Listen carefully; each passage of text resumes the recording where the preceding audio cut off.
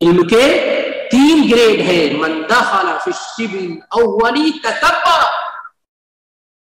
جو آدمی علم کے پہلے زینے میں داخل ہوتا ہے، پہلے غرفے میں داخل ہوتا ہے، پہلے اسٹیج میں داخل ہوتا ہے، تکبر کرنے. سب کچھ تو معلوم ہے مجھے، پوچھو جو پوچھنا. کون سا آدمی؟ جو پہلے علم کا کچھ حصہ حاصل کرنا، پہلا حصہ حاصل. ومن دخل فی الشبر الثانیۃ، اور جو آدمی علم کے دوسرے زینے پہ اور تھوڑا بلند ہوتا ہے، تواضع، تو اس کے اندر انکساری اور جھکاؤ پیدا ہو جاتا ہے. تکبر نہیں، جھکاؤ پیدا ہو جاتا ہے. ومن دخل فی الشبر الثالث، اور جو آدمی علم کی ٹاپ اور چوٹی پہ پہنچ جاتا ہے، وہ کہنا شروع کر دیتا ہے کہ لا ادری، مجھے نہیں معلوم. جب علم کی اس بلندی پہ پہنچتا ہے تو اس کو سمجھ میں آتا ہے علم تو بحر ذخار ہے، اس کی کوئی انتہا نہیں، کوئی حد نہیں. تو پھر وہ کیا کہنا شروع کر دیتا ہے کہ مجھے نہیں معلوم ہے. صبری ویسری امری واحلل عقدۃ من لسانی یفقهوا قولی رب زدنی علما اللهم رب زدنی علما. 4 آیات سورۃ البقرہ سے پڑھی گئی، تلاوت کی گئی. آیت نمبر 30، 31، 32 اور 33. یہاں سے اللہ رب العالمین نے آدم علیہ السلام کی پیدائش کا مقصد اور فرشتوں کا آدم علیہ السلام کی پیدائش پر مزید معلومات اور جانکاری چاہنا، اور یہ ساری کی ساری چیزیں آیات میں بیان کی گئی. آئیے دیکھتے ہیں اللہ تعالیٰ کا ارشاد ہے وَإِذْ قَالَ رَبُّكَ لِلْمَلَائِكَةِ، اور یاد کرو اس وقت کو جب اللہ نے، تیرے رب نے فرشتوں سے کہا. اور یاد کرو اس وقت کو جب تیرے رب نے فرشتوں سے کہا انی جاعل فی الارض خلیفہ، بے شک میں زمین میں جانشین اور خلیفہ بنانے والا ہوں. قالوا اتجعل فیہا من یفسد فیہا ویسفک الدماء، تو فرشتوں نے کہا کہ اتجعل فیہا، اے اللہ تو بنائے گا زمین کے اندر ایسی مخلوق کو من یفسد فیہا، جو زمین میں فساد کرتا کرے گی، ویسفک الدماء، اور خون بہائے گی، وَنَحْنُ نُسَبِّحُ بِحَمْدِكَ وَنُقَدِّسُ لَكَ، اور ہم تیری تسبیح بیان کرتے ہیں، پاکی بیان کرتے ہیں تیری حمد کے ساتھ، تیری تعریف کے ساتھ. وَنُقَدِّسُ لَكَ، اور تجھے پاک مانتے ہیں، تیری تطہیر کرتے ہیں. قَالَ إِنِّي أَعْلَمُ مَا لَا تَعْلَمُونَ، تو اللہ نے کہا کہ جو مجھے معلوم ہے تمہیں نہیں معلوم. یہاں پر کئی چیزیں ہمارے اور آپ کے سمجھنے کی ہیں. سب سے پہلے دیکھنا ہے کہ اللہ تعالیٰ نے فرشتوں سے کہا کہ میں زمین میں خلیفہ بنانے والا ہوں. خلیفہ کا معنی ہوتا ہے جانشین، ایک کے بعد دوسرے کا آنا. اس آیت میں بہت سارے لوگوں نے جو یہ ترجمہ کیا ہے یا یہ سمجھا ہے کہ انسان زمین پر اللہ کا خلیفہ ہے، ڈپٹی ہے، نائب ہے، جانشین ہے، یہ بالکل خطا اور غلط ہے.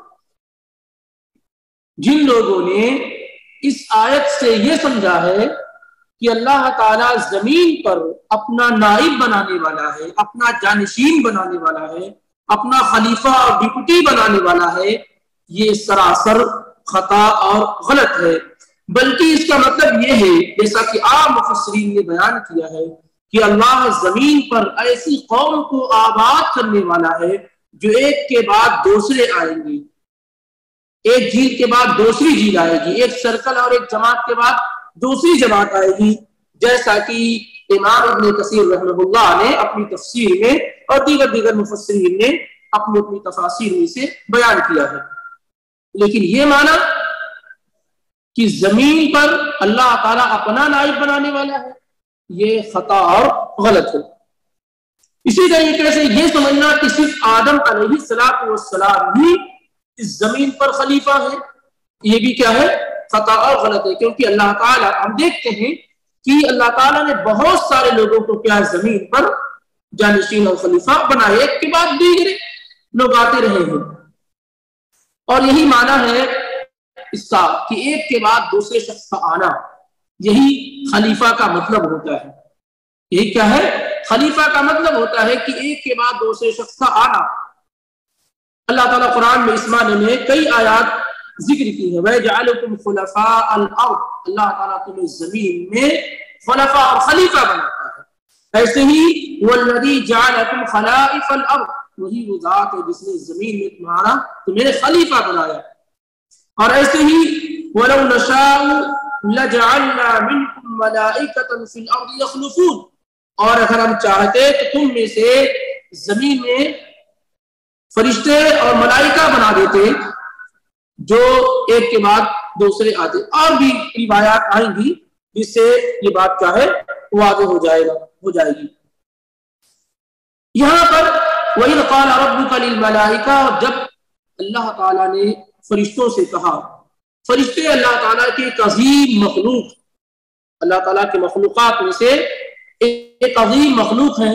صحیح مسلم میں ام المؤمنین عائشہ صدیقہ رضی اللہ تعالیٰ عنہ بیان فرماتی ہیں کہ اللہ کے رسول صلی اللہ علیہ وسلم فرماتے ہیں کہ خلقت الملائکۃ من نور، فرشتوں کو اللہ تعالیٰ نے نور سے پیدا کیا ہے۔ وخلق الجان من مارج من نار، اور جنوں کو اللہ تعالیٰ نے آگ سے پیدا کیا ہے، شعلے والی آگ سے پیدا کیا ہے۔ وخلق آدم مما اصف لکم، اور آدم کو اللہ تعالیٰ نے اس چیز سے پیدا کیا ہے جس کی صفت تمہارے لیے بیان کی گئی، یعنی مٹی سے، کہ صحیح مسلم کی روایت۔ تو فرشتے اللہ تعالیٰ کے عظیم مخلوق، صرف اندازہ لگائیے کہ سیدنا جبریل علیہ السلام کو جب اللہ کے رسول صلی اللہ علیہ وسلم نے ان کو دیکھا، ان کی اصلی شکل میں 2 مرتبہ دیکھا۔ اللہ کے رسول صلی اللہ علیہ وسلم نے جبریل علیہ السلام کو ان کی اصلی شکل و صورت میں 2 مرتبہ دیکھا، ایک مرتبہ زمین پر اور دوسرے مرتبہ جب معراج آپ صلی اللہ علیہ وسلم کے ساتھ گئے تھے۔ آپ بیان فرماتے ہیں کہ 600 پر تھے۔ کتنے پر تھے؟ 600 پر تھے جبریل علیہ السلام کے، اور وہ قوت اور طاقت کے مالک ہیں جبریل علیہ السلام کی پوری بستیوں کو تنے تنہا تباہ و برباد کر دیتے، جیسے قوم لوط وغیرہ کے ساتھ ہوا۔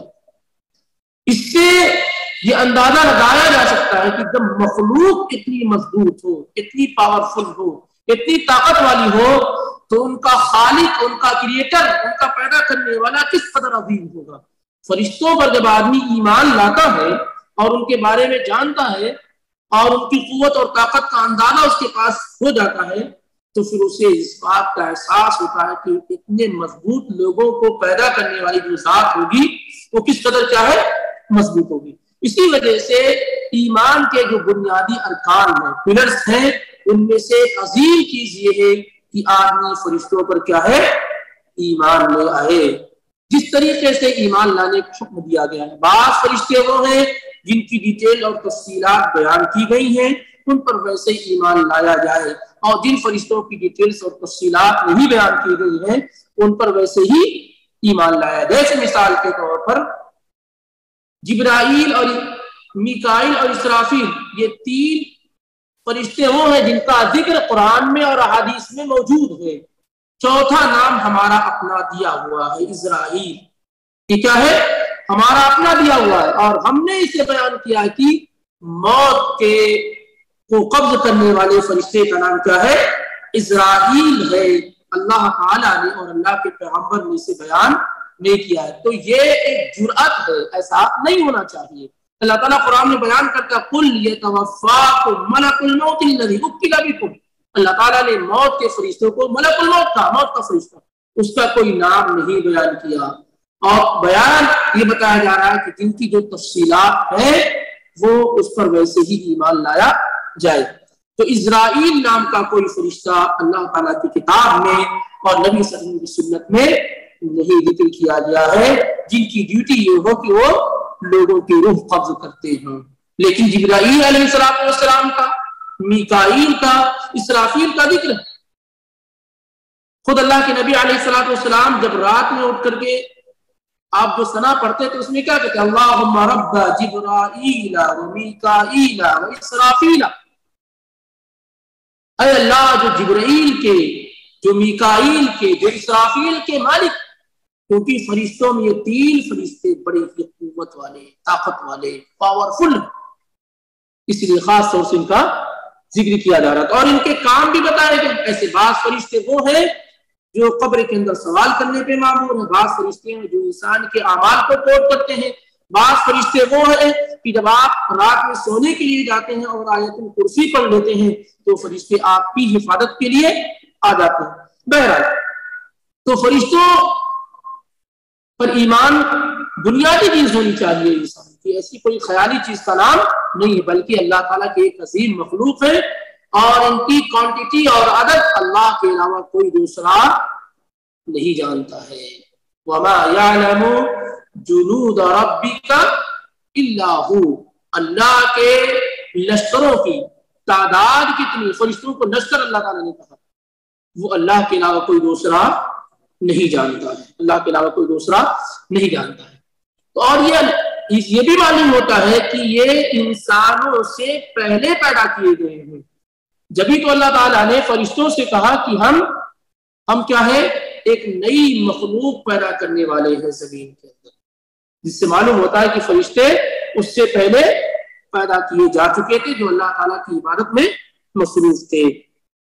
تو جب اللہ تعالیٰ نے کہا کہ میں زمین میں لوگوں کو پیدا کرنے والا ہوں، جانشین اور خلیفہ بنانے والا ہوں، تو فرشتوں نے کہا کہ کیا آپ ایسے لوگوں کو بنائیں گے جو زمین میں فتنہ و فساد برپا کریں گے اور اسی طریقے سے قتل و غارت گری عام کر دیں گے۔ فرشتوں کا یہ کہنا بطور اعتراض تھا، کیا وہ اللہ کے اس فیصلے پر اعتراض کر رہے تھے؟ فرشتوں نے ایسا کیوں کہا کہ کیا آپ زمین میں ایسے لوگوں کو بنائیں گے جو فتنہ و فساد برپا کریں گے اور قتل و غارت گری کریں گے؟ کیا فرشتوں کا یہ اعتراض تھا یا وہ مزید جانکاری چاہتے تھے؟ کیا خیال ہے آپ لوگوں کا؟ مزید جانکاری چاہتے تھے۔ ایسا نہیں ہے کہ وہ اللہ تعالیٰ کے اس فیصلے پر اعتراض کر رہے تھے، بلکہ وہ مزید جانکاری چاہتے تھے، اللہ کی حکمت کو جاننا چاہتے تھے کہ آخر اللہ ایک نئی مخلوق کو کیوں پیدا کر رہا ہے۔ جہاں تک معاملہ ہے کہ ان کو کیسے پتا چلا کہ جو مخلوق پیدا ہوگی تو پیدا ہوئی نہیں، پھر انہیں کیسے یہ بات معلوم ہوئی کہ اگر یہ پیدا ہوں گے تو زمین میں فتنہ فساد برپا کریں گے اور قتل و غارت گری کریں گے؟ سوال تو ہے۔ اس کا 2 جواب، ایک تو یہ ہے کہ عبداللہ بن عمرو بن عاص رضی اللہ تعالی عنہ سے مروی ہے، امام مجاہد ان سے یہ نقل کرتے ہیں کہ اللہ تعالی نے جناتوں کو 2000 سال پہلے پیدا کر دیا تھا، انسانوں سے پہلے جنات پیدا ہوئے ہیں، اور اسی لیے بار بار جگہ میں آپ قرآن میں پڑھیں گے تو اس کا ذکر پائیں گے، وَالْجَانَّ خَلَقْنَاهُ مِنْ قَبْلُ مِنْ نَارِ السَّمُومِ، اور جناتوں کو ہم نے اس سے پہلے پیدا کر دیا، وَمَا خَلَقْتُ الْجِنَّ وَالْإِنسَ إِلَّا لِيَعْبُدُونَ، میں نے جناتوں کو اور انسانوں کو صرف اپنی عبادت کے لیے پیدا کیا۔ اللہ نے کہا وَمَا خَلَقْتُ الْإِنسَ وَالْجِنَّ، کیا کہا پہلے؟ جنات کا ذکر پہلے کیا، بعد میں انسان کا، کیونکہ ان کی پیدائش پہلے ہوئی ہے۔ تو ایک معنی یہ بیان کیا گیا، اس وجہ سے فرشتوں کو علم ہوا کہ یہ مخلوق جنات یہ پہلے پیدا کیے جا چکے تھے اور ان لوگوں نے زمین میں فساد برپا کیا اور قتل و غارت گری کی۔ ایک معنی یہ۔ دوسرا معنی یہ ہے جو قتادہ کہتے ہیں رحمہ اللہ کہ اللہ تعالیٰ نے انہیں خود بتلا دیا، اللہ تعالیٰ نے کیا ہے انہیں خود یہ بتلا دیا کہ جب یہ زمین میں یہ مخلوق پیدا ہوگی تو یہ زمین میں فساد بھی برپا کریں گے، قتل و غارت گری بھی کریں گے۔ تو فرشتوں نے کہا اللہ ایسی مخلوق کیوں بنا رہا ہے، کیا حکمت ہے تیری؟ تو خود کہتا ہے کہ یہ مخلوق پیدا ہوگی زمین پر تو فتنہ فساد بھی کرے گی اور قتل و غارت گری کرے گی، تو اللہ کی تیری حکمت کیا ہے پھر زمین میں ان کو پیدا کرنے کی؟ اور واللہ عالم یہ قول زیادہ مضبوط معلوم ہو رہا ہے کہ فرشتوں کو اللہ تعالیٰ نے کیا ہے یہ بتلا دیا. تو فرشتوں نے اللہ تعالیٰ کی حکمت کو جاننا چاہا، اعتراض نہیں کیا کہ اللہ کیوں تو پیدا کرنا چاہ رہا ہے، کیونکہ فرشتوں کی صفت میں یہ ہے. کیا صفت ان کی؟ وَيَفْعَلُونَ مَا وَلَا يَعْصُونَ اللَّهَ مَا أَمَرَهُمْ وَيَفْعَلُونَ مَا يُؤْمَرُونَ. وہ اللہ تعالیٰ کی نافرمانی نہیں کرتے اور وہی کچھ کرتے ہیں جو اللہ تعالیٰ انہیں حکم دیتا ہے. تو ان کی سرشت میں، ان کی طبیعت میں، ان کی فطرت میں یہ چیز ہے ہی نہیں کہ وہ اللہ تعالیٰ کی نافرمانی کرے، اللہ تعالیٰ کے کسی فیصلے پر اعتراض کرے. تو ان کا یہ سوال صرف اور صرف اس بنیاد پہ تھا کہ وہ مزید جاننا چاہتے تھے اللہ تعالیٰ کی حکمتوں کو. اسی لیے اللہ تعالیٰ نے آگے کیا بیان کیا جب انہوں نے کہا کہ ایسی مخلوق کو پیدا کرنا چاہ رہا ہے جو زمین میں فساد برپا کرے اور قتل و غارت گری کرے. وَنَحْنُ نُسَبِّحُ بِحَمْدِكَ وَنُقَدِّسُ لَكَ. اے ہمارے رب، نحن نسبح، ہم تیری تسبیح بیان کرتے ہیں. ہم کیا کرتے ہیں؟ تیری تسبیح بیان کرتے رہتے ہیں. تسبیح کا مطلب کیا ہوتا ہے کہ التنزیہ والتبعید من السوء علی وجہ التعظیم. تسبیح کا مطلب ہے جو ہم بار بار کہتے ہیں سبحان اللہ وغیرہ، یا سبحان اللہ وبحمدہ، سبحان ربی الاعلی، سبحان ربی العظیم. تو اس کا مطلب کیا ہوتا ہے کہ تنزیہ، اللہ تعالیٰ کو پاک ماننا تمام عیب سے، تمام عیوب سے، تمام نقائص سے، تمام کمیوں سے، اور اللہ تعالیٰ کو تمام طرح کی کمیوں سے دور کر دینا. کس طور پر؟ تعظیم کے ساتھ، عظمت کے ساتھ، اللہ کی بڑائی کے ساتھ اللہ تعالیٰ کو تمام کمیوں سے دور کر دینا، تمام طرح کے نقائص سے، تمام طرح کے فالٹ سے اللہ تعالیٰ کو کیا ہے بے نیاز سمجھنا. یہ تسبیح ہے. یہ کیا ہے؟ تسبیح ہے. تو فرشتے کہتے ہیں وَنَحْنُ نُسَبِّحُ بِحَمْدِكَ، اے ہمارے رب ہم تیری تسبیح بیان کرتے ہیں. بِحَمْدِكَ، تیری تعریف کے ساتھ.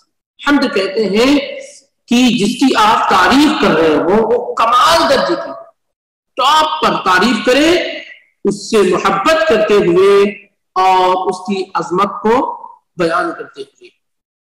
جیسے انسان کی تعریف کرتا ہے لیکن اسے ضروری ہے کہ محبت بھی کر رہا ہو، اس کو بڑا بھی سمجھتا ہے. لیکن جب آدمی اللہ کی تعریف کرے تو اس کی بڑائی کا بھی احساس ہو، محبت کا بھی ہو، اور تعریف اعلی درجے کی، اس میں بخیلی نہیں کی جا سکتی.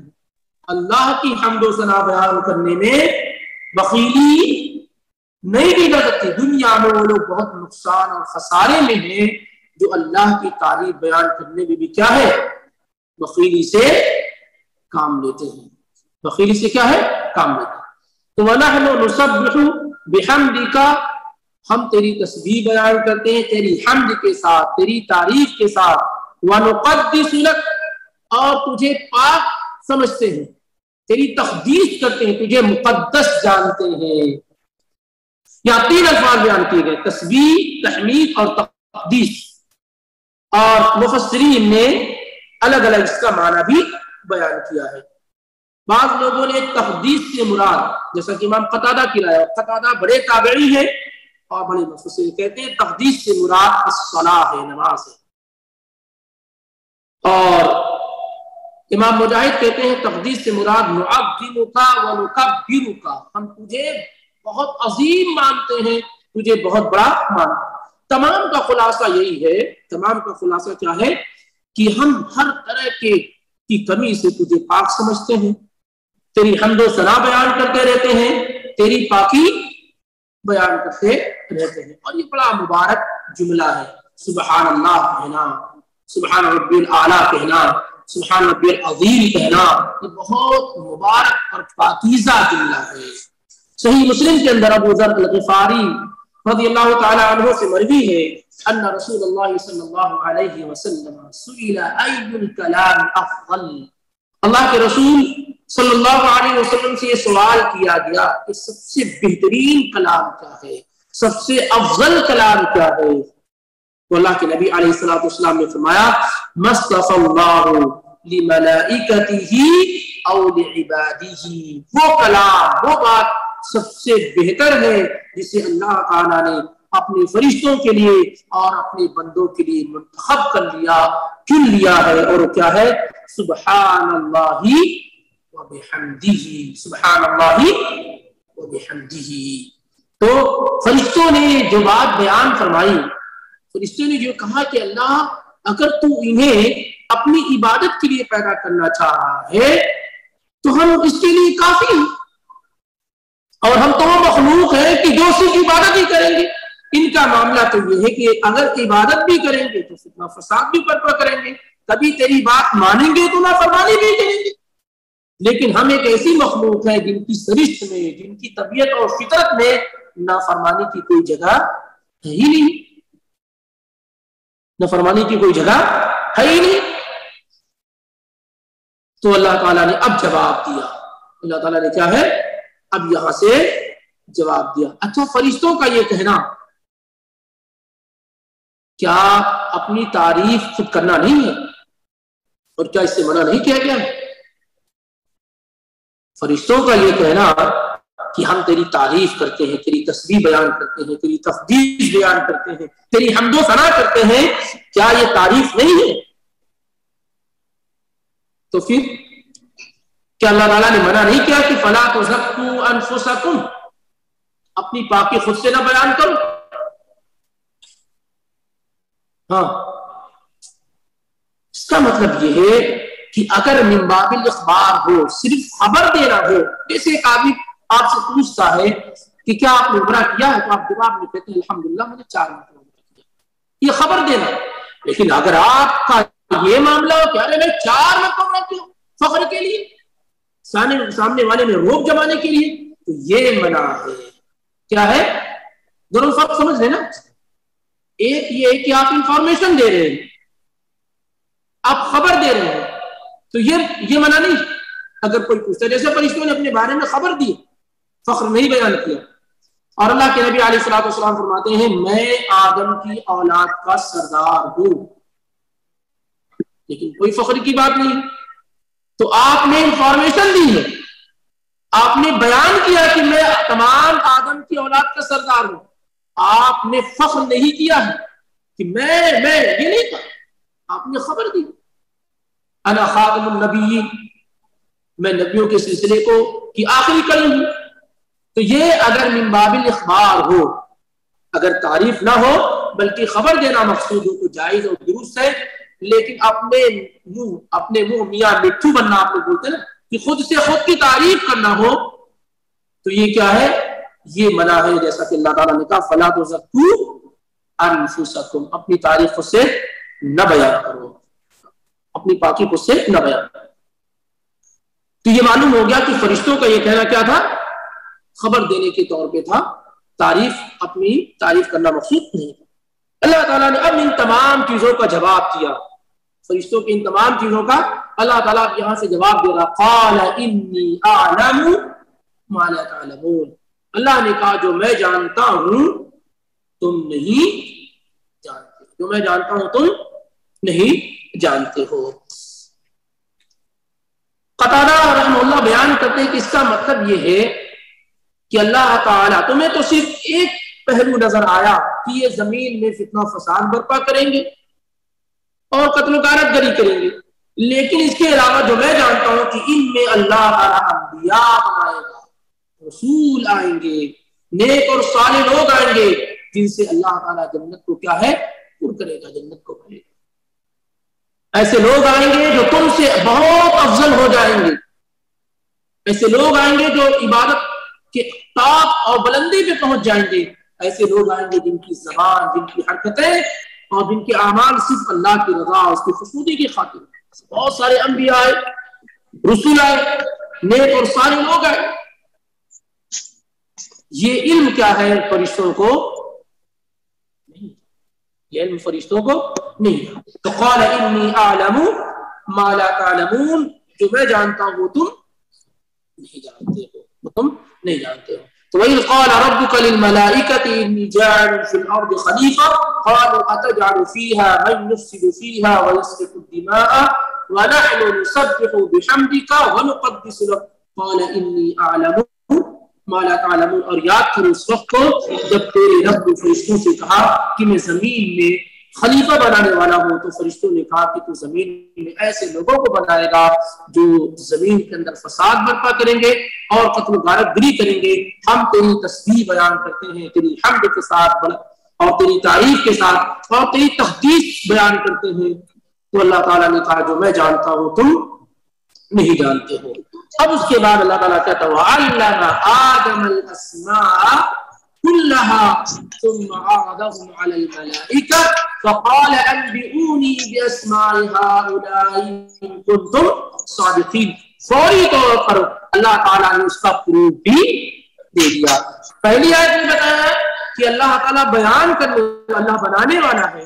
اب اس آیت سے معلوم ہو جا رہا ہے کہ اللہ نے آدم علیہ السلام کو بنایا، اللہ تعالیٰ نے آدم علیہ السلام کو بنایا، اور یہ سب سے پہلی مخلوق ہے، سب سے پہلی مخلوق انسانوں میں، یہ ابو البشر ہے، یہ تمام انسانوں کے باپ ہیں، یہ تمام انسانوں کے کیا ہے؟ باپ ہے۔ یا ایھا الناس اتقوا ربکم الذی خلقکم من نفس واحدہ، اے لوگو اس رب سے ڈرو جس نے تمہیں ایک جان سے پیدا کیا، وخلق منها زوجها، اور پھر اسی سے ان کے جوڑے بنائے یعنی حوا کو بنایا، وبث منهما رجالا كثيرا ونساء، پھر ان دونوں کے ذریعے سے اللہ تعالیٰ نے بہت سارے مرد اور زمین میں پھیلا دیے۔ تو یہ بات واضح ہے کہ انسان کی جو اصل ہے وہ کیا ہے؟ آدم علیہ السلام۔ آدم علیہ السلام کو اللہ تعالیٰ نے اپنے ہاتھوں سے بنایا۔ سنن ترمذی کی روایت ہے ابو موسیٰ الاشعری رضی اللہ تعالی عنہ سے، اللہ کے نبی علیہ السلام فرماتے ہیں کہ ان اللہ تعالی خلق آدم من قبضة قبضها من جميع الارض، کہ اللہ تعالی نے آدم علیہ السلام کو بنایا ایک قبضہ، اس کو مٹھی کہتے ہیں، زمین کی ساری تمام جگہوں سے مٹھی، ایک تمام زمین کے تمام حصوں سے اللہ تعالیٰ نے مٹی کو اکٹھا اور جمع کیا۔ فجاء بنو آدم على قدر الارض، تو آپ دیکھ رہے ہیں کہ آدم کی اولاد جو پیدا ہو رہی ہے، کیونکہ اللہ تعالیٰ نے کسی ایک جگہ کی مٹی نہیں لی بلکہ پوری زمین سے مٹی کو اکٹھا اور جمع کیا اور اس سے آدم علیہ السلام کو پیدا کیا۔ تو اسی اعتبار سے آدم علیہ السلام کی اولاد بھی کیا ہے؟ پیدا ہوتی رہی۔ فجاء منهم الاحمر والابيض والاسود وبين ذلك والسهل والحسن والخبيث والطيب، تو اسی بنیاد پر آدم علیہ السلام کی اولاد میں بعض وہ ہیں جو گورے ہو رہے ہیں، بعض وہ ہیں جن کے کلر لال ہیں، بعض وہ ہیں جو کالے ہو رہے ہیں، اور بعض وہ ہیں جو ان کے درمیان ہو رہے ہیں، بعض وہ ہیں جو نرم ہو رہے ہیں، بعض وہ ہیں جو سخت دل ہوتے ہیں، بعض وہ ہیں جو اچھے ہوتے ہیں، بعض وہ ہیں جو برے ہوتے ہیں۔ کیوں؟ کیونکہ اللہ تعالیٰ نے جو مٹی سے بنایا ہے آدم علیہ السلام کو، وہ ایک کلر کی نہیں تھی، وہ ایک جیسی نہیں تھی، کہیں کی مٹی سخت ہوتی ہے، کہیں کی مٹی نرم ہوتی ہے، کہیں کی مٹی اچھی ہوتی ہے، کہیں کی مٹی خراب ہوتی ہے۔ تو اسی بنیاد پر آدم علیہ السلام کی جو اولاد آئی ان میں سے مختلف کلر پائے گئے اور ان کی مختلف طبیعت پائی گئی، کیونکہ اللہ تعالیٰ نے جو مٹی سے آدم علیہ السلام کو بنایا وہ کسی ایک جگہ کی نہیں تھی بلکہ پوری زمین سے اللہ تعالیٰ نے مٹی کو اکٹھا اور جمع کیا۔ سنن ترمذی کی روایت ہے، اور بخاری اور مسلم کی روایت میں ابو ہریرہ رضی اللہ تعالیٰ عنہ سے مروی ہے کہ جب اللہ تعالیٰ نے آدم علیہ السلام کو پیدا فرمایا، خلق اللہ آدم وطولہ 60 ذراعا، جب اللہ تعالیٰ نے آدم علیہ السلام کو پیدا کیا تو 60 ہاتھ کے برابر ان کی لمبائی تھی۔ کتنے ہاتھ کے برابر؟ 60 ہاتھ کے برابر ان کی لمبائی تھی۔ اور پیدا کرنے کے بعد اللہ تعالیٰ نے کہا کہ جاؤ اور فرشتوں کی ان جماعت کو سلام عرض کرو، اور جو جواب دیں گے وہی تمہارا اور تمہاری آنے والی ذریت کا سلام ہوگا۔ آدم علیہ السلام گئے اور انہوں نے کہا السلام علیکم، السلام علیکم. سب سے پہلے کلمہ یہی ہے نا جو آدم علیہ السلام نے کہا, یا اس سے پہلے بھی آدم علیہ السلام نے کچھ کہا ہے؟ کیا کہا ہے؟ الحمدللہ, جزاک اللہ خیرن, کہ جب اللہ تعالیٰ نے روح ڈالی آدم علیہ السلام کو تو چیخ آئی اور انہوں نے کیا کہا؟ الحمدللہ. تو سب سے پہلا کلمہ جو ہمارے اور آپ کے باپ آدم علیہ السلام کی زبان سے نکلا ہے وہ الحمدللہ ہے. بہرحال آدم علیہ السلام آئے اور فرشتوں کو سلام کیا, فرشتوں نے جواب دیا اور کہا السلام علیکم ورحمۃ اللہ فزادوہ رحمۃ اللہ. آدم علیہ السلام نے صرف السلام علیکم کہا تھا, ان لوگوں نے جواب میں ورحمۃ اللہ کا اضافہ کیا. فَكُلُّ مَنْ يَدْخُلُ الْجَنَّةَ عَلَى صُورَةِ آدَمَ, جو لوگ جنت میں داخل ہوں گے وہ آدم علیہ السلام کی اسی صورت پہ داخل ہوں گے جس صورت پہ اللہ تعالیٰ نے انہیں پیدا کیا تھا. لیکن ابھی کیا معاملہ ہے, ہم بھی آدم علیہ السلام کی اولاد ہیں, لیکن کتنے ہاتھ کے عبد الجبار بھیا؟ 3.5-4 ہاتھ جو تھے. لیکن آدم علیہ السلام کتنے ہاتھ کے تھے؟ 7. کہتے ہیں اللہ کے نبی علیہ السلام فلم نزل الخلق ينقص حتى الآن, پھر دھیرے دھیرے آدم علیہ السلام کی جو لمبائی تھی ان کی اولاد میں کم کم کم ہوتی گئی, یہاں تک کہ ہم لوگ جو ہے یہاں تک پہنچ گئے, ہے نا. تو لیکن جب اللہ تعالیٰ نے پیدا کیا تھا تو وہ 7 ہاتھ کے تھے. ایسے ہی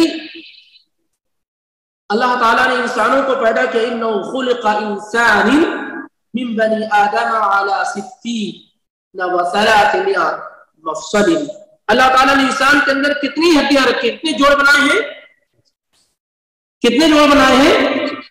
360. فمن کبر اللہ وحمد اللہ وحلل اللہ وسبح اللہ واستغفر اللہ وعزل حجرا عن طريق الناس او شوكة او عظما عن طريق الناس وامر بمعروف او نهى عن منكر عدد تلك 60 و300. یہ ضروری ہے نا کہ اتنی زیادہ جوڑ ہے, اس کا صدقہ ہونا چاہیے کہ نہیں ہونا چاہیے؟ اس کا طریقہ ہے سبحان اللہ, الحمدللہ, اللہ اکبر, استغفار ہے, راستے سے تکلیف دہ چیز کو ہٹانا وغیرہ, یہ ساری کی ساری آپ لوگوں کو بھلائی کا حکم دینا, برائیوں سے روکنا, یہ ساری چیزیں جب انسان کرتا ہے تب جا کر کے کیا ہے وہ حق ادا ہوتا ہے. اور دوسری بات میں کیا بیان کیا گیا؟ صلاۃ الضحیٰ, چاش کی نماز آدمی اگر پڑھ لیتا ہے یہ کیا ہے, یہ بطور شکر ہو جاتا ہے, بطور شکر کیا ہے ہو جاتا ہے. بہرحال ایسے ہی اللہ کے رسول صلی اللہ علیہ وسلم سے پوچھا گیا, ابو امامہ الباہلی کی روایت ہے صحیح ابن حبان کے اندر, کہ پوچھا گیا, ایک آدمی نے پوچھا اللہ کے نبی علیہ السلام سے, یا رسول اللہ نبی کان آدم, کیا آدم علیہ السلام نبی تھے؟ ایک آدمی نے اللہ کے رسول صلی اللہ علیہ وسلم سے پوچھا کہ کیا آدم علیہ السلام نبی تھے؟ تو نبی صلی اللہ علیہ وسلم نے کہا نعم مکلم, تو نبی نہیں تھے, ایسے نبی تھے جن سے اللہ تعالیٰ نے گفتگو اور بات چیت کی. فَكَمْ كَانَ بَيْنَهُ وَبَيْنَ نُوحٍ, تو کتنا فاصلہ رہا نوح علیہ السلام میں اور آدم علیہ السلام میں؟ تو آپ نے کیا فرمایا؟ عشرۃ قرون, 10 صدیوں کا فاصلہ تھا آدم اور نوح علیہ السلام میں, اور سارے کے سارے لوگ اس دوران کیا ہے اسلام پر قائم تھے. اور یہی بات عبداللہ بن عباس رضی اللہ تعالی عنہما نے بیان فرمائی ہے. تو یہ مختصر تعارف تھا ہمارے اور آپ کے باپ آدم علیہ السلام کا. ایک بات عبداللہ بن عباس رضی اللہ تعالی عنہما نے ذکر فرمائی ہے, جب اللہ تعالیٰ نے کہا انی جاعل فی الارض خلیفہ, میں زمین میں خلیفہ بنانے والا ہوں, تو آدم علیہ السلام کے متعلق عبداللہ بن عباس فرماتے اخرج اللہ آدم من الجنت قبل ان یسکنها ایاہ, اللہ تعالیٰ نے آدم علیہ السلام کو جنت سے پہلے ہی نکال دیا, اس سے پہلے کی جنت میں آباد کرے, کیونکہ اللہ تعالیٰ نے آدم علیہ السلام کو جنت کے لیے نہیں پیدا کیا تھا. کیا کہا اللہ تعالیٰ نے؟ کہ ہم زمین میں خلیفہ بنانے والے ہیں. تو بہت سارے لوگوں کا یہ کہنا کہ اگر آدم علیہ السلام غلطی نہ کیے ہوتے تو ہم سارے لوگ جنت میں ہوتے ہیں. تو بنیاد ہے کیا ہے یہ بے بنیاد ہے، کیونکہ اللہ تعالیٰ نے پیدا ہونے سے پہلے ہی ذکر کیا، پیدا کرنے سے پہلے ذکر کیا میں بنانے والا ہوں زمین کے لیے. تو یہ سب جو کچھ ہوا وہ اللہ تعالیٰ کی حکمت اور مشیت.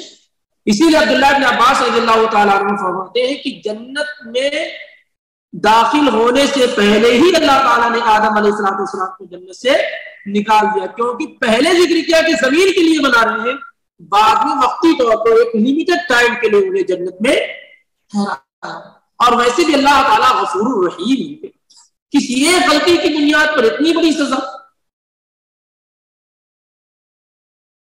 تو اصل یہ ہے کہ آدم علیہ السلام کو زمین کے لیے بنایا تھا، سمجھ رہے؟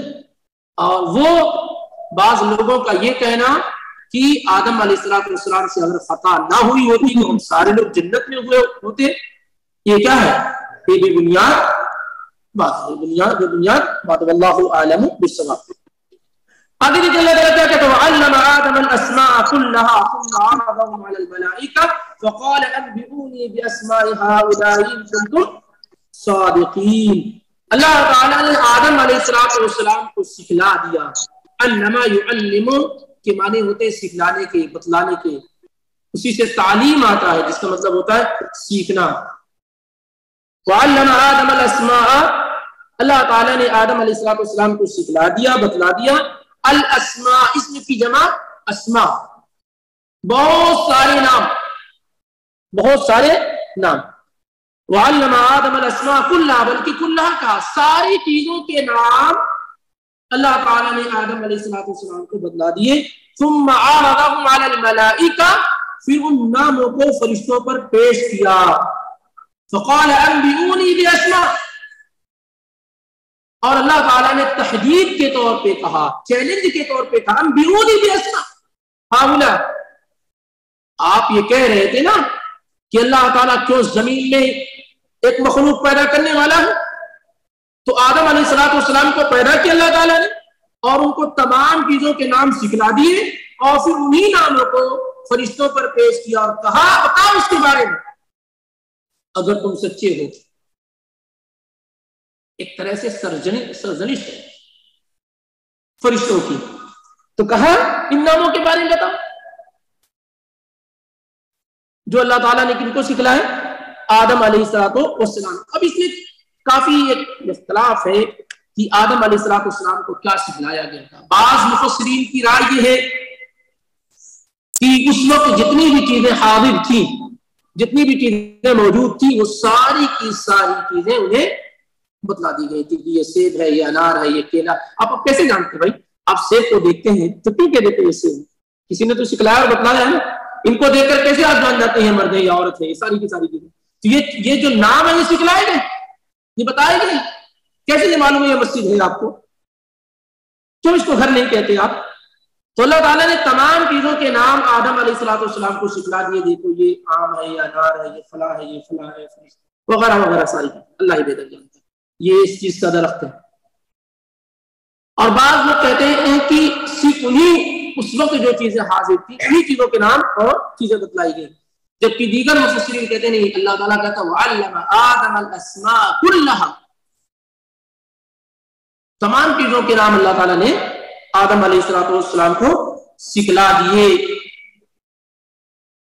اور بعض لوگ کہتے ہیں کہ نہیں، جو آدم علیہ السلام اور ان کی اولاد ضرورت مند تھی اس وقت کی وہ چیزیں بتائی گئی. بہرحال دونوں میں کوئی بڑا مسئلہ نہیں. عبداللہ بن عباس رضی اللہ تعالیٰ عنہ فرماتے ہیں کہ وَعَلَّمَ آدَمَ الْأَسْمَاءَ كُلَّهَا قَالَ عَرَضَ عَلَيْهِ أَسْمَاءَ وَلَدِهِ إِنسَانًا. ایک ایک کر کے آدم السلام کے بچوں کا نام اور جانوروں کا نام اور گدھوں کا نام اور تمام یہ اونٹ ہے، یہ گدھا ہے، یہ گھوڑا ہے، وغیرہ وغیرہ اس طریقے سے اللہ تعالیٰ نے بتلائے. بہرحال اللہ رب العالمین نے اس کی بہترین کیفیت جانتا ہے. سکھلانے کے بعد فرشتوں پر پیش کیا کہ آپ بتائیے کیا ہے. جیسے مثال کے طور پر اونٹ ہے. اب فرشتوں کو اگر اللہ تعالیٰ نے نہ بتلایا ہو تو انہیں کیسے معلوم ہوگا یہ اونٹ ہے، یہ گدھا ہے، یہ گھوڑا ہے، یہی سیب ہے، یہ انار ہے؟ کب معلوم ہوگا؟ جب اللہ نے بتلایا۔ تو اللہ تعالیٰ نے ان چیزوں کو پیش کر کیا بتلاؤ؟ فقال انبئونی باسماء هؤلاء ان کنتم صادقین، چیزوں کا نام بتلاؤ اگر تم سچے ہو۔ اب یہاں فرشتوں کو کیا ہے؟ احساس ہو گیا۔ یہاں کس کا احساس ہوا فرشتوں کو؟ کس بات کا احساس ہوا؟ اپنی کم علمی کا احساس ہوا۔ اور جو سوال اگرچہ جانکاری ہی کے طور پہ پوچھے جا رہے تھے اس پر ان کو احساس ہوا، اور کیا کہہ اٹھے؟ قالوا سبحانك لا علم لنا الا ما علمتنا۔ قالوا سبحانك، فرشتوں نے کہا جب اللہ نے پوچھا ان سے کہ بتاؤ اپنا، تو کہا ہے ہمارے رب تیری ذات ہر عیب سے پاک ہے، ہم تیری تسبیح بیان کرتے ہیں۔ سبحان لا علم لنا، ہمارے پاس کوئی نالج نہیں ہے، کوئی علم نہیں ہے، کوئی جانکاری نہیں ہے، الا ما علمتنا، مگر اتنی جتنا ہے اللہ تو نے ہمیں سکھلائی۔ ہمارے پاس الگ سے کوئی نالج اور کوئی جانکاری نہیں ہے، اتنی ہی ہمارے پاس ہے جو ہے اللہ آپ نے ہمیں سکھلائی ہے۔ انک انت العلیم الحکیم، یقیناً اے اللہ تو بہت زیادہ جاننے والا اور حکمت والا ہے، بہت زیادہ جاننے والا اور حکمت والا ہے۔ سمجھ رہے ہیں؟ اس کا مطلب کیا ہے؟ فرشتے عالم الغیب ہیں کہ نہیں ہیں؟ جو فرشتے اتنا قریب اللہ کے ہوں، اتنے قریب اللہ کے ہوں، اللہ سے گفتگو کرتے ہو، اللہ ان سے بات چیت کرتا ہو، جبرائیل ہو، اسرافیل ہو، میکائیل ہو، جب یہ لوگوں کو نہیں معلوم تو وہ لوگ جو زمین پر رہتے ہیں ان کو کیسے معلوم؟ جب غیب کا علم ان کو نہیں ہے، بغیر بتلائے ہوئے وہ نہیں جان سکتے ہیں، تو میرے محترم بھائیو آپ اور ہم کیسے جان سکتے ہیں؟ ہم اتنا ہی جانتے جتنا اللہ نے ہمیں سکھلایا ہے۔ اسی لیے اللہ منع کرتا ہے کہ ان چیزوں کے پیچھے نہ لگو جس کا تمہیں علم نہ ہو، وہ باتیں نہ بیان کرو جن کا تمہارے پاس علم نہ ہو۔ وَلَا تَقْفُ مَا لَيْسَ لَكَ بِهِ عِلْمٌ، ان چیز کے پیچھے مت لگو جس کا تمہارے پاس علم نہ ہو۔ إِنَّ السَّمْعَ وَالْبَصَرَ وَالْفُؤَادَ كُلُّ أُولَٰئِكَ كَانَ عَنْهُ مَسْئُولًا، آنکھیں ہو، کان ہو، دل ہو، سب سے قیامت کے دن کیا ہے؟ پوچھا جائے گا۔ اسی لیے بڑا جرم یہ ہے کہ انسان سے کوئی مسئلہ پوچھا جائے اور علم کے بغیر وہ جواب دے۔ اس دور کے فتنوں میں سے بہت بڑا فتنہ ہے کہ جو کچھ پوچھنا ہو پوچھئے، علم کے بغیر جواب آپ کو ملتا ہے۔ اور یہی اس دور کے کم علم ہونے کی بڑی دلیل ہے۔ علم کے 3 اسٹیپ ہیں، علم کے 3 گریڈ ہیں۔ من دخل فی الشبر الاول تکبر، جو آدمی علم کے پہلے زینے میں داخل ہوتا ہے، پہلے غرفے میں داخل ہوتا ہے، پہلے اسٹیج میں داخل ہوتا ہے، تکبر، تکبر کرنے، سب کچھ تو معلوم ہے مجھے، پوچھو تو پوچھنا۔ کون سا آدمی؟ جو پہلے علم کا کچھ حصہ حاصل کرنا، پہلا حصہ حاصل کرنا۔ ومن دخل فی الشبر الثانیہ، اور جو آدمی علم کے دوسرے زینے پہ اور تھوڑا بلند ہوتا ہے، تواضع، تو اس کے اندر انکساری اور جھکاؤ پیدا ہو جاتا ہے، تکبر نہیں، جھکاؤ پیدا ہو جاتا ہے۔ ومن دخل فی الشبر الثالثہ، اور جو آدمی علم کی ٹاپ اور چوٹی پہ پہنچ جاتا ہے، وہ کہنا شروع کر دیتا ہے کہ لا ادری، مجھے نہیں معلوم۔ جب علم کی اس بلندی پہ پہنچتا ہے تو اس کو سمجھ میں آتا ہے علم تو بحر ذخار ہے، اس کی کوئی انتہا نہیں، کوئی حد نہیں، تو پھر وہ کیا کہنا شروع کر دیتا ہے کہ مجھے نہیں معلوم۔ امام مالک رحمہ اللہ کے متعلق ہے کہ ایک مجلس میں سے 40 سوال کیے گئے، بعض بات میں اس سے زیادہ بھی بیان کیے گئے، تو موسٹلی سوال کے جواب میں کہا کہ لا ادری، مجھے نہیں معلوم۔ 40 میں کہا گیا تو 36 کے بارے میں کہا کہ مجھے، امام مالک امام دار الہجرہ، اس وقت کا امام، سے پوچھا جا رہا، کہہ رہا ہے کہ مجھے اکثر سوالوں کے جواب میں کہتا ہے کہ مجھے نہیں معلوم۔ پوچھنے والا بہت دور سے آیا، اس نے کہا کہ میں لوگوں کے مسائل آپ کے پاس لے کر آیا ہوں اور آپ کہتے ہیں کہ مجھے نہیں معلوم، میں کیا جواب دوں گا لوگوں سے؟ تو کہہ دے گا کہ امام مالک نے کہا ہے کہ مالک کو معلوم نہیں ہے۔ کہ بغیر علم کے سوال کا جواب دینا اللہ تعالیٰ محفوظ رکھے، بہت بڑا جرم اور گناہ ہے، بہت بڑا جرم اور گناہ ہے صحیح علم کے بغیر جواب دینا۔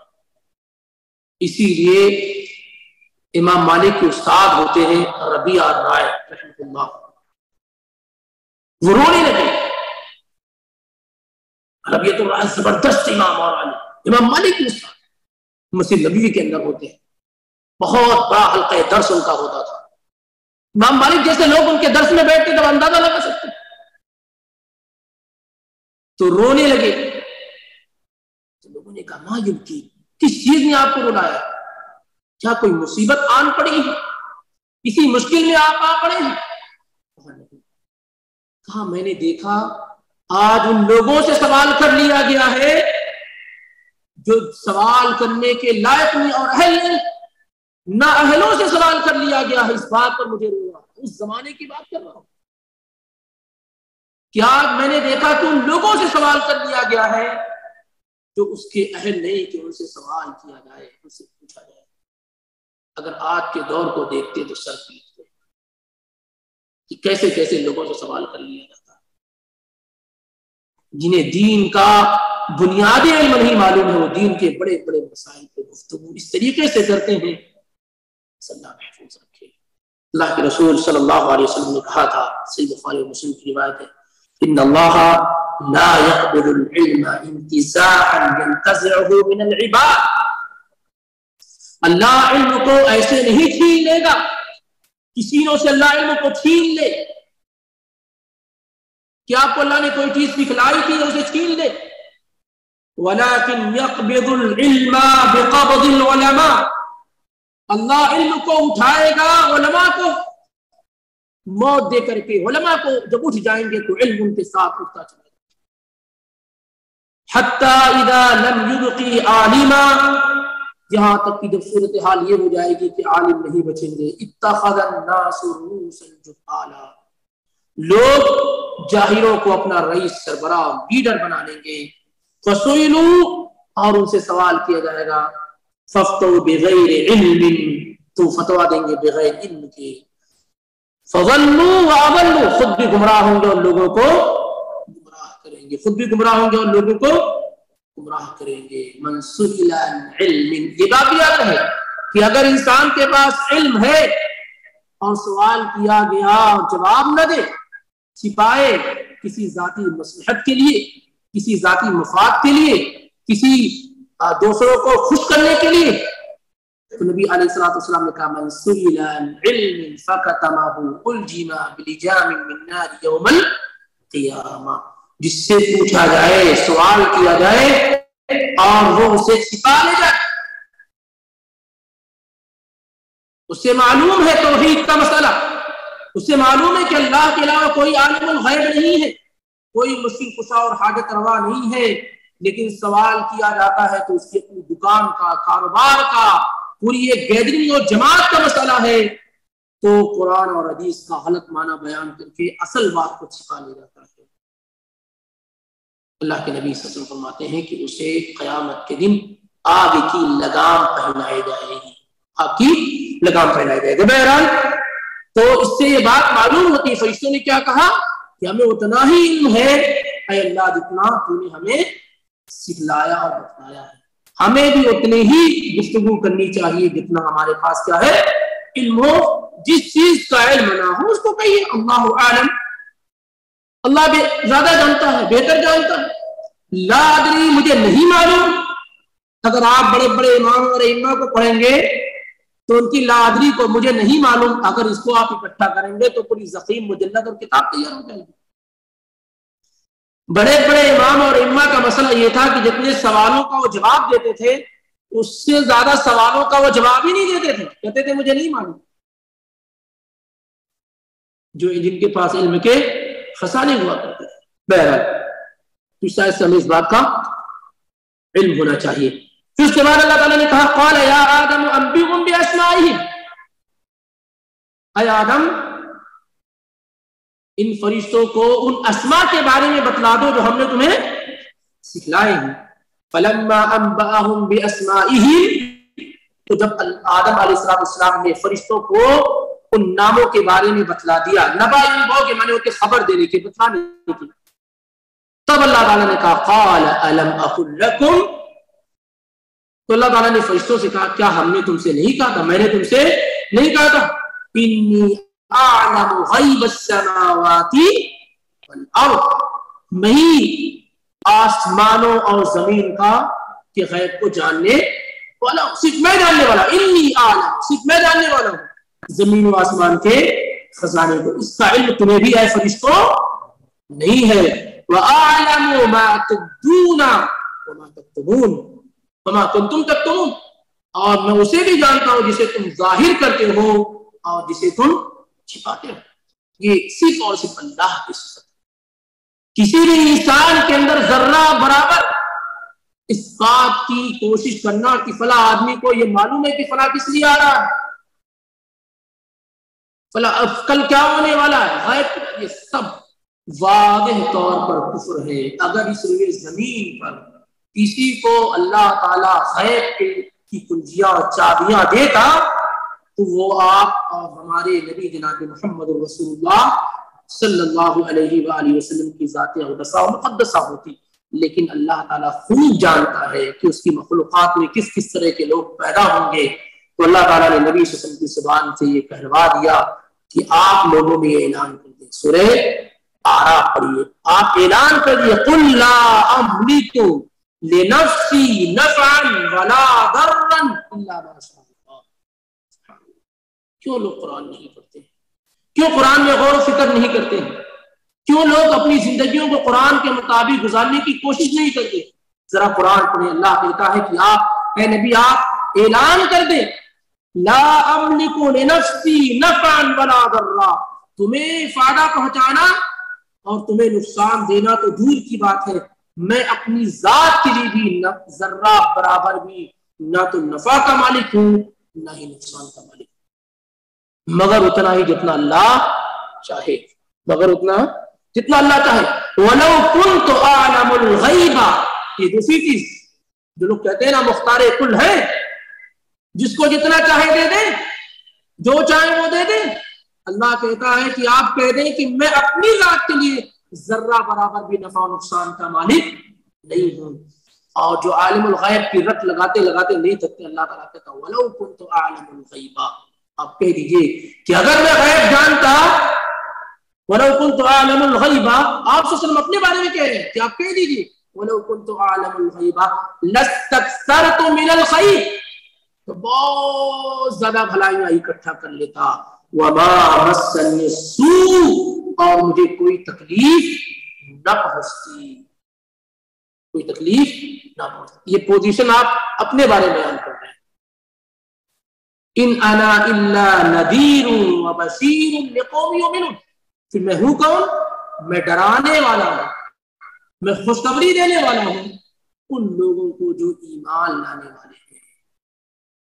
یہ میری پوزیشن ہے. میں اللہ کا پیغمبر ہوں، اللہ کا رسول ہوں، اللہ کے پیغام کو لوگوں تک پہنچانے کا کام کرتا ہوں. میں اللہ تعالیٰ کی صفات میں انٹرفیئر نہیں کرتا. جو خوبیاں اللہ تعالیٰ کی وہ میں اپنے بارے میں نہیں کہتا. عالم الغیب ہونا، مختار کل ہونا، نفع و نقصان کا مالک ہونا، یہ سب اللہ کی ذات کے ساتھ خاص ہے. اس میں میرا کچھ بھی حصہ نہیں ہے. اور اگر ہوتا تو میں اپنے لیے بھلائیوں کو اکٹھا کر لیتا ہوں. وہ لوگ جو آ کر اللہ کے رسول صلی اللہ علیہ وسلم کے پاس آتے ہیں کہتے ہیں کہ ہمیں قرآن دے دیجئے، علماء دے دیجئے، قرآن پڑھنے اور پڑھانے والے دے دیجئے، ہم نئے نئے مسلمان ہوئے ہیں. وہ منافقین جو اللہ کے نبی صلی اللہ علیہ وسلم کے پاس دھوکے سے آپ کے صحابہ کو لے کر جاتے ہیں اور تھوڑی دور جانے کے بعد انہیں قتل کر دیتے ہیں. اللہ کے پیغمبر اتنی تکلیف محسوس کرتے ہیں کہ مہینوں تک ان کے لیے بد دعائیں کرتے رہتے ہیں. اگر آپ کو ذرا برابر بھی غیب کا علم ہوتا کہ میرے صحابہ کو لے جا کر کے قتل کر دیں گے تو کیا آپ اپنے صحابہ کو موت کے منہ میں ڈالتے؟ لیکن کیا کریں، جب انسان شرک میں مبتلا ہوتا ہے تو اس کی عقل بھینس بکرے سے بھی زیادہ دیر گزری ہو جاتی ہے. بات یاد رکھیے گا.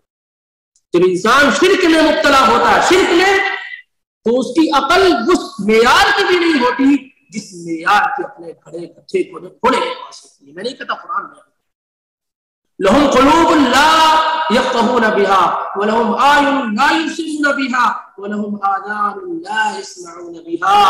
دل ہے لیکن سمجھتے نہیں, آنکھیں ہیں لیکن دیکھتے نہیں, کان ہے لیکن سنتے نہیں. اولئک کالانعام, یہ چوپایوں کی طرح ہے. کن کی طرح ہے؟ چوپایوں کی طرح. بل ہم اضل, بلکہ ان سے بھی گئے گزرے ہیں. تو مشرکین جو ہوتے ہیں ان کا وہ مقام بھی نہیں ہوتا ہے جو جانوروں کا ہوتا ہے. جانور ان سے زیادہ عقل اور سوجھ بوجھ رکھنے والے ہوتے ہیں. لیکن جب انسان اس لیول سے گرتا, توحید سے جب گرتا ہے اور شرک کی کھائی میں آ جاتا ہے تو پھر وہ بہت سارا گہرائی میں چلا.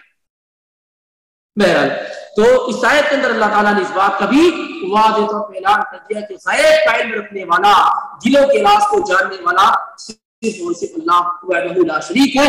اللہ کے وہ فرشتے بھی نہیں ہیں جنہیں جبرائیل کہا جاتا ہے, جنہیں میکائیل کہا جاتا ہے, جنہیں اسرافیل کہا جاتا ہے. یہ بڑے بڑے فرشتے بھی غیب کا علم نہیں رکھتے ہیں. اس طریقے سے اللہ کے فضل و کرم اور اس کی توفیق سے یہ 4 آیات مکمل ہوئی. اب اس کے بعد کا جو اسٹیپ ہے کہ اب یہاں سے اللہ تعالیٰ سجدہ کرنے کا حکم دے رہا آدم علیہ السلام کو. علم اللہ تعالیٰ نے دیا, بہت ساری چیزیں اللہ تعالیٰ نے سکھلائی, اور اس طریقے سے وہ چیزیں آدم علیہ السلام کو معلوم ہوئی جن کا علم فرشتوں کو بھی نہ تھا. اب یہاں سے ایک دوسری چیز ہو رہی ہے کہ اللہ ان فرشتوں کو جو صرف اللہ کی عبادت کے لیے پیدا کیے گئے ہیں, ان فرشتوں کو اللہ تعالیٰ آدم علیہ السلام کو سجدہ کرنے کا حکم دے رہا ہے. اور کس نے انکار کیا, انکار کی وجہ کیا بنی, انشاءاللہ ان آیات کو ہم آئندہ ہفتے میں اللہ نے اگر زندگی دی تو سمجھنے کی کوشش کریں گے باذن اللہ. تو سیرت اور تفسیر کا یہ درس مکمل ہوا. اگر کوئی اہم سوال ہے تو کیا جا سکتا ہے, نہیں تو بغیر کسی تاخیر کے سیرت کے درس میں داخل ہو جاتے ہیں. اب آدم علیہ السلام جو پیدا ہوا اس وقت آج تک کتنا ہوا ہے, سال, 1000 اللہ اعلم بالصواب, اللہ ہی بہتر جانتا ہے. اللہ ہی بہتر جانتا ہے کہ کتنا سال ہوا. یہ دنیا میں کوئی نہیں بتا سکتا. سب سے بڑے عالم دنیا میں نبی علیہ السلام تھے, وہ نہیں بتا کر گئے تو کوئی بھی بتا, سب جھوٹے ہیں. کوئی بھی کہے سب جھوٹے ہیں, کیونکہ دنیا کے سب سے بڑے عالم کون تھے؟ نبی علیہ السلام. آپ نے وہ بتلایا جو کوئی نہیں بتا سکتا. آپ نے یہ نہیں بتایا تو اس بارے میں کوئی آدمی نہیں بتا سکتا. اللہ ہی بہتر جانتا ہے.